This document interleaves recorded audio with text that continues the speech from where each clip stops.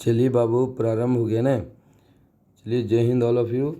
देखो बाबू हम लोग सुपर 30 प्रैक्टिस सेट जो चल रहा है हुआ उसका सेकंड सेट का सोल्यूशन है। ठीक, आराम से देखिएगा, बहुत अच्छा रहेगा। ठीक, सिंपल क्वेश्चन है। चलिए पहला क्वेश्चन पढ़िए क्या बोला है।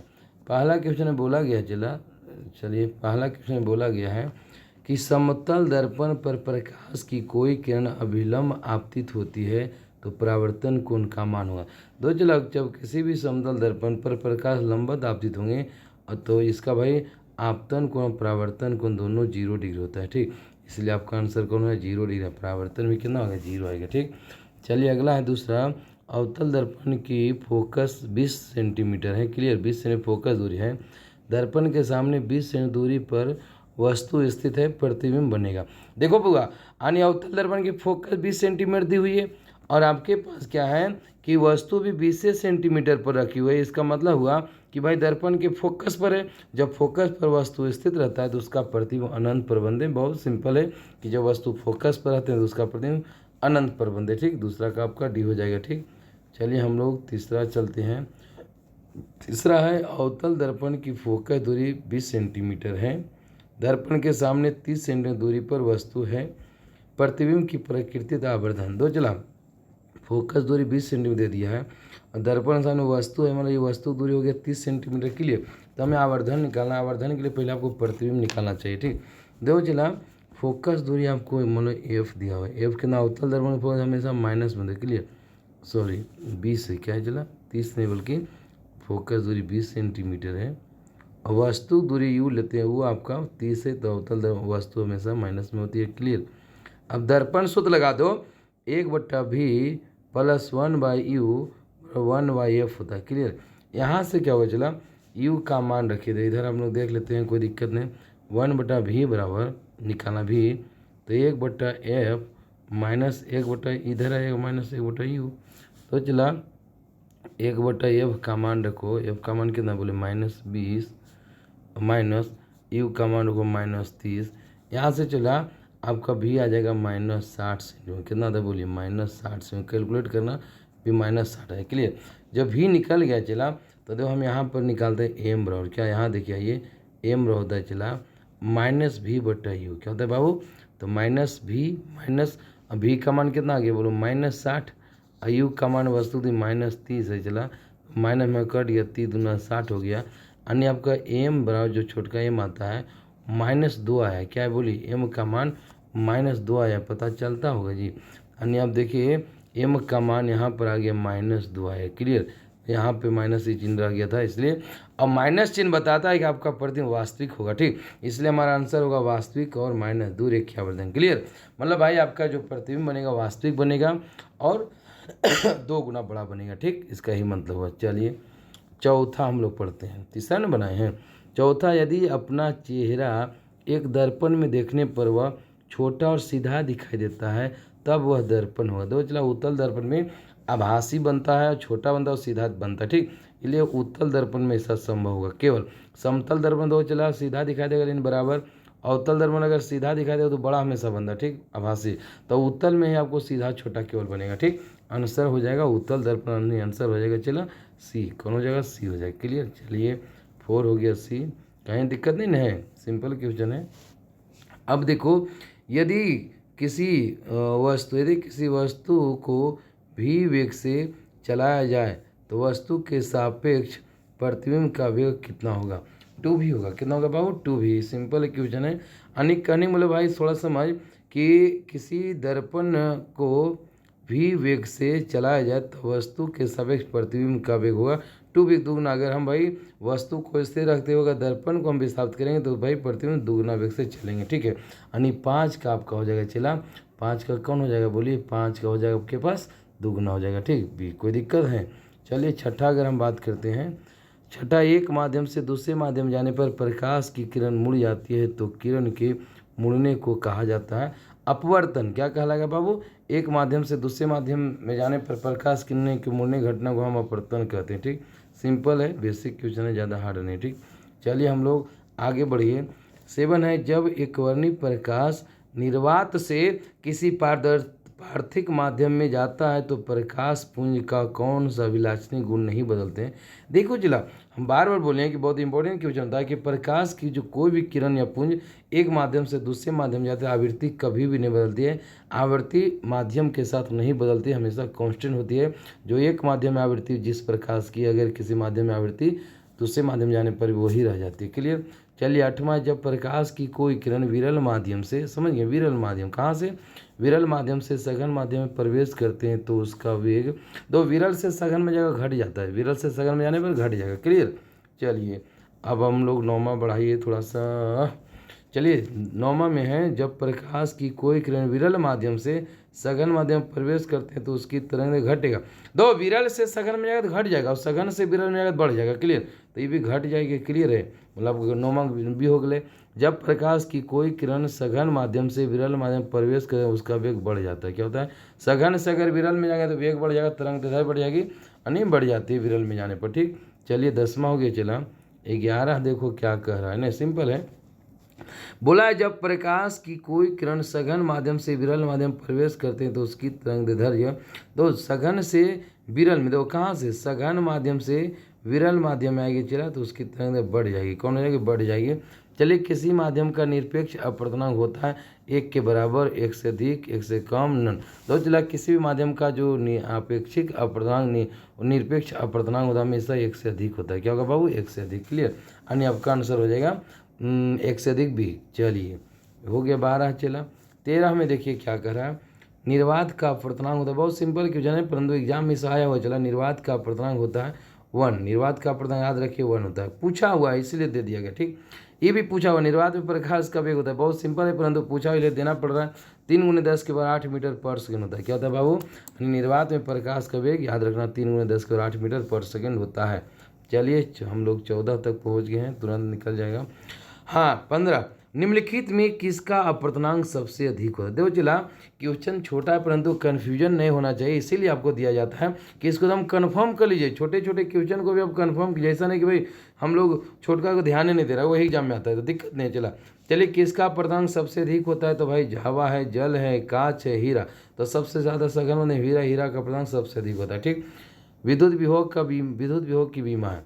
दो चला भी बराबर होता है W/Q, और W मतलब होता है कार्य, मतलब होता है ml²। क्या हो जाएगा बाबू, अन्य हो जाएगा, रुक जाइए लिखिए में दिक्कत होता है, ml²। क्या हो जाएगा बाबू, कार्य होता है ml², T के पावर -2। आवेश का हो जाएगा IT से बता दो, ऊपर जाएगा दो चला हो जाएगा ml², तो उसी रहेगा ml², T -2 ये ऊपर जाएगा -3, I-1 हो जाएगा। सुन लो I-1 होगा। ठीक है, अन्य ml² T -3 I-1 ये हो जाएगा। क्या हो जाएगा बाबू, ए। क्लियर। कौन हो जाएगा बोलिए फटाक से ना। चला आपका आंसर जो होगा ए हो जाएगा। कौन हो जाएगा बोलिए, ए हो जाएगा। क्लियर है ना, यहाँ तक कोई दिक्कत नहीं है। चलिए 16 हम लोग पहुँच गए हैं। 17 में पढ़िए। 17 में बोला गया एक किसी निश्चित द्रव्यमान के चांदी के टुकड़े का तार बनाना है, लंबाई L, अनुप्रस्थ काट का क्षेत्रफल ये है, क्षेत्रफल क्या ये है, निम्न संयोजन में किसका प्रतिरोध न्यूनतम होगा। बताना है कि कलरवा बढ़िया चुनाव वेन करता है। चलो कौन बढ़िया रहेगा, चलो कौन है चले जो सब में काम करे। चलो हमको लगता है यही आपको लेते हैं, हरा है कि नहीं सबसे बढ़िया रहेगा। दो चला देखिए, चला हमारे पास जो प्रतिरोध जो R होता है, चला R/ρl/ये होता है। क्लियर है। तो हमें न्यूनतम प्रतिरोध के लिए चला लंबाई, जो प्रतिरोध लंबाई के समानुपाती होता है और क्षेत्रफल का व्युत्क्रमानुपाती। अब हमें न्यूनतम प्रतिरोध है, क्या प्रतिरोध कमाना है, तो मतलब चला लंबाई के तो समानुपाती, मतलब लंबाई ज़्यादा रहेगा प्रतिरोध ज़्यादा होगा, लेकिन हमें प्रतिरोध कम चाहिए, मतलब लंबाई कम होना चाहिए। लंबाई क्यों होना चाहिए बोलो, कम होना चाहिए, लंबाई कम होना चाहिए और क्षेत्रफल बढ़ना चाहिए। तो देखो चला एमन लंबाई क्षेत्रफल में कौन कम, दो सी में जाओ, लंबाई 2 आधा है, क्षेत्रफल दुगुना कर दिया। क्लियर। सबसे सुपर न्यूनतम प्रतिरोध के लिए हमें लिखा क्या चाहिए, लंबाई आधा, क्षेत्रफल दुगुना कर दिया, यही आपका सुटेबल हो जाएगा, सबसे बढ़िया आंसर हो जाएगा न्यूनतम प्रतिरोध के लिए। क्लियर। बढ़िया का मतलब चला ऑप्शनानुसार नहीं देखेंगे, ऑप्शन में दिया उसके अनुसार। ठीक। अब हम बात करते हैं मैग्नेट का विशिष्ट प्रतिरोध इतना ओम मीटर दिया हुआ, मतलब रो दे दिया। क्लियर है। 50 सेमी लंबाई के मैग्नेट के घन का प्रतिरोध होगा R होगा। तो चला आपके पास हम बार बार बोले कि R बराबर चला R बराबर, यहाँ फॉर्मूला लगाते हैं तो यहीं बनाते हैं, R बराबर ρl/A होगा। क्लियर। रो का मान दे चला देखिए 50 गुने 10 की पावर 8। क्लियर, 50 10 की पावर -8 है। क्लियर रो। एल आपका 50 सेंटीमीटर चला, ये लंबाई होगा 0.5। आर नहीं सॉरी ए क्षेत्रफल, ये क्षेत्रफल जो होगा तो ये स्क्वायर हो जाएगा भाई, 0.25 हो जाएगा। क्लियर, ये दो कट जाएगा चला, यानी कट जाएगा कितना दो 25 25 दूना 50। सुन लो कितना कटेगा, बोलिए। देखो चला 1 अंक 2 अंक, यानी हमारा देखिए अगर 2 दशमलव चला 13 पर 1 2 खत्म होगा तो आपके पास आ जाएगा चला मतलब 20 आ जाएगा, नहीं 20 नहीं आ जाएगा चला, 1 जीरो यहाँ आ जाएगा तो 20 से कट जाएगा। कितना से कटेगा बोलिए, 20 से कट गया। अब यहाँ पर गुना करो, 5 दूना 2 चला, ये हो जाएगा 10। क्लियर, 10 आई 2 1 3 जीरो 3 जीरो चला, आई आपका माइनस कितना 8 है, और आपके पास ये 2 जीरो हो जाएगा तो बच जाएगा आपका 2 जीरो नहीं चला, 1 को 1 2 जीरो। क्लियर, तो कहने का मतलब हुआ यहाँ 2 से कटेगा, ध्यान रखिएगा 2 से कटेगा आपका 10 का 6 हो आएगा, कितना आएगा 6 बचेगा। क्लियर, चलिए हम लोग आगे बढ़ते हैं। ओह इतना नहीं बढ़ाओ ये, चलिए आराम से। क्लियर, यहाँ तक कोई दिक्कत ना रही है यार। चलिए कोई समस्या नहीं हुआ। चलिए हम लोग बात करते हैं अगला चला कि किलोवाट घंटा मात्रक है। किलोवाट घंटा आपका मात्रक, वाट घंटा है समय से गुना, किलोवाट शक्ति का मात्रक है, लेकिन घंटा समय गुना हुआ तो ऊर्जा का मात्रक। किसका मात्रक, ऊर्जा का। इंपॉर्टेंट है, याद हो जाना चाहिए। समान वोल्टता के 200 वाट तथा 100 वाट के वाले बल्बों के प्रतिरोध क्रमशः R1 और R2। क्लियर, मतलब भाई 200 वाट वाला का प्रतिरोध R1, 100 वाट वाला का प्रतिरोध R2, तो दोनों का अनुपात पूछ रहा है कि नहीं क्या होगा। ठीक, देखो चला हमारे पास जो P1 P2 दिया हुआ, चला इनका लिखो P1 बाई P2 डायरेक्ट निकालना है। P1 P2 का चला V स्क्वायर, दोनों समान बढ़, V स्क्वायर बट्टा R1 हो जाएगा, V स्क्वायर बट्टा R2 हो जाएगा। क्लियर, देखो चला V स्क्वायर कट जाएगा, P1 P2 का मान 200 रखाना है, और आपका एक है 100 रख दीजिए। क्लियर, चला ये भी कट जाएगा, बराबर बचेगा, ये R2 ऊपर चल जाएगा, R2 बाई R1 हो जाएगा। सुन लो R2 बाई R1। अब तो चला यहाँ से दो R2 बराबर 2R1 है, तो तीसरे गुना हो जाएगा यहाँ से, इसलिए R2 बराबर हो जाएगा 2R1। क्या हो जाएगा बाबू, देखिए कैसे, ये R2 है R1 तीसरे गुना करूँ चला, तो R2 बराबर 2R1 क्या हो जाएगा बोलिए, R2 बराबर 2R1 आपका ऑप्शन मिला लिए, R2 बराबर 2R1, यानी बी आपका आंसर है। कौन हो जाएगा भाई, बी आपका करेक्ट आंसर। कोई दिक्कत यहाँ तक है, 20 का बी। चलिए 21 पढ़िए, 20 का आपका बी हो गया है, कहीं कोई समस्या नहीं। ठीक है, 21 में आ जाइए। क्या बोला बाबू, यदि एक तांबे के तार को खींचकर उसकी लंबाई 1% बढ़ा दी जाए तो प्रतिरोध में प्रतिशत वृद्धि होगी। तो ये थोड़ा इसमें थोड़ा लंबा जाता चला, इसको कई एक बार बनाए हैं कि 1% बढ़ाने पर इसका प्रतिरोध है जो 2% वृद्धि होती है। कितना होता है, 2% होता है। क्लियर है, नॉमेरिकल लंबा बनेगा, इसलिए इतना बनाना मुश्किल है, लंबा अच्छा लंबा जाता है। ठीक, चलिए कई एक बार तो बना दिए। सोल्यूशन क्या हुआ है, एक अस्थायी विद्युत धारा असमान परिच्छेद वाले धातु के एक चालक में बहती है, चालक की लंबाई के अनुदिश राशियाँ होगी। दो चला चालक की लंबाई के अनुसार केवल लंबाई के अनुदिश केवल विद्युत धारा प्रवाहित हो जाए। क्लियर, डी ऑप्शन आपका करेक्ट होगा। ठीक, चलिए 22 हो गया बाबू। 23, समान प्रतिरोध वाले इन चालकों को पहले श्रेणी क्रम में जोड़ा जाता है। श्रेणी क्रम में कुल प्रतिरोध या समांतर क्रम में कुल प्रतिरोध का अनुपात होगा। दो जिला RS और RP पूछ रहा है, श्रेणी और समांतर। श्रेणी में होता है NR की, इसमें होता है समांतर में R/N। दो जिला AR कट जाएगा, N ऊपर चल जाएगा, N स्क्वायर इज़ 1 हो जाएगा, यानी आपका N स्क्वायर और अनुपात 1 होगा। Answer A is correct. Clear है, ए आंसर हो जाएगा N स्क्वायर इज़ 1। कई एक बार इसको भी हम बनाए। ठीक, चलिए अब बात करते हैं धात्विक चालकों का ताप बढ़ाने पर उनका प्रतिरोध बढ़ता है। क्या होता है बाबू, बढ़ेगा। चालक का ताप बढ़ाएंगे प्रतिरोध बढ़ेगा। क्लियर, चलिए 24 हो गया। 26 बढ़ते चलिए, यदि 1 ओम प्रतिरोध वाले तार की लंबाई खींचकर दुगनी कर दी जाए तो प्रतिरोध हो जाएगा। दो लंबाई खींचेंगे चला, लंबाई दुगना कर दी है तो भाई हमारा जो R' होगा तो N स्क्वायर गुना हो जाता है पहले जितना R था। क्लियर, लंबाई तो N दुगना के 2 का स्क्वायर, R का मतलब जो अभी प्रतिरोध है 1, तो 2 का 4 गुने 1 4 हो जाएगा। कितना हो जाएगा, 4 ओम। क्लियर, यानी आपका आंसर हो जाएगा डी। कौन हो जाएगा पार्टनर, डी। क्लियर, 4 ओम हो जाएगा। ठीक, यानी जितना गुना बढ़ाइएगा चला, दुगना है उसके वर्ग गुना हो जाएगा प्रतिरोध। ठीक, चलिए हम लोग बात करते हैं, यानी 26 हो गया ना, सॉरी 25। 26 में एक तार का प्रतिरोध ताप गुणांक 0.00125 प्रति डिग्री सेल्सियस और सेंटीग्रेड है। 300 केल्विन पर इसका प्रतिरोध 1 ओम है। निम्न में से किस ताप पर इसका प्रतिरोध 2 ओम होगा। ठीक है, चला क्वेश्चन समझिए। मतलब बोला गया नहीं, देखिए इसका फॉर्मूला होता है चला आपका, मतलब दे दिया पहले ही विशिष्ट, ये तो दे दिया चला ताप गुणक अल्फा दिया है मान लो, और ये चला पहला T1 दे दिया है, ये R1 दिया है, R2 दिया है, T2 दिया है। इसके लिए फार्मूला होता है चला आपके पास फार्मूला होता है, क्या होता है जानते हो, अल्फा बराबर होता है, अल्फा बराबर R2 minus R1 by R1 into T2 minus, रुक जाइएगा ध्यान से चला, T2 माइनस T1 सुन लो। अब क्या चला अल्फा दे दिया, ये अल्फा दिया, ये अल्फा का मान होगा। अब के या T1 है, ये आपको R1 है, R2 है, T2 नहीं निकल जाए, सब का मान रख दीजिए इसमें चला। सब का मान रखने पर चला हमारा जो T2 आ जाएगा चला 1100 आ जाएगा। कितना का चला 1100 केल्विन आएगा। सब का मान देखिए यहाँ पर ध्यान देना, ये अल्फा के पर ही मान रख देना, क्लियर है।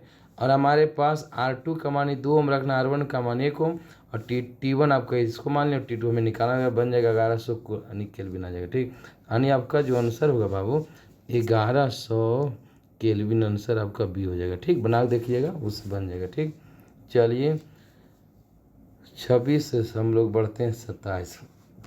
बोला है प्रतिरोध समांतर क्रम में जुड़े हैं और उनका तुल्य प्रतिरोध 1.2 ओम है। सुनो, समानांतर क्रम में जब इनमें से एक तार टूट जाते हैं तो प्रभावी प्रतिरोध 2 ओम हो जाता है। 2 मतलब बच गया, वही तार अकेले एक टूट गया, एक बच गया, टूटे तार का प्रतिरोध। कहने मतलब इसको R1 तो R2 माना चला, R1 R2 को एक प्रतिरोध हो गया, ये समतुल्य प्रतिरोध है।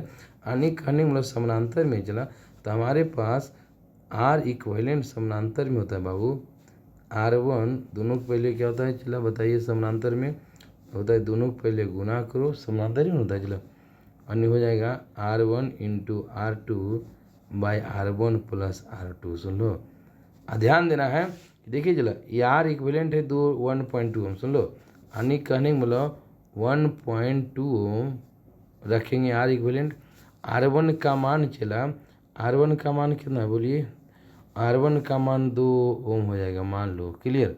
R2 आपका यहाँ पर R2 ये रहेगा तो ना R2 निकलेगा, यहाँ हो जाएगा 2 प्लस R2 चला, यहाँ से अब देखिए तिरछे गुना कीजिएगा तो 2.4 हो जाएगा, अब प्लस हो जाएगा 1.2 R2 हो जाएगा। सुन लो 1.2 R2 बराबर बचेगा 2 R2 के लिए यहाँ से R2 निकल जाएगा। चला आपके पास कहाँ निकल जाएगा, चला कहाँ क्वेश्चन नहीं चला, यानी हमारे पास आपका आंसर जो हो जाएगा, यानी यहाँ से गुना करके निकाल लो कैलकुलेटर चला, आपके पास 3 ओम निकल जाएगा। यहाँ से कितना आ जाएगा R2 बराबर चला कितने कह रही, R2 कहाँ यहाँ ना भाई, इधर उधर भेजेंगे 2 पॉइंट, यहाँ R2 आएगा तो आपके R2 3 ओम आ जाएगा। कितना आ जाएगा चला कैलकुलेट कर लिए, 3 ओम आपका आंसर हो जाएगा। सुन लो कितना आ जाएगा होगा 3 ओम हो जाएगा, यानी आपका सी आंसर हो, क्या हो जाएगा बाबू 27 का सी हो जाएगा, क्लियर है। चलिए अब हम लोग 28 की ओर बढ़ते हैं।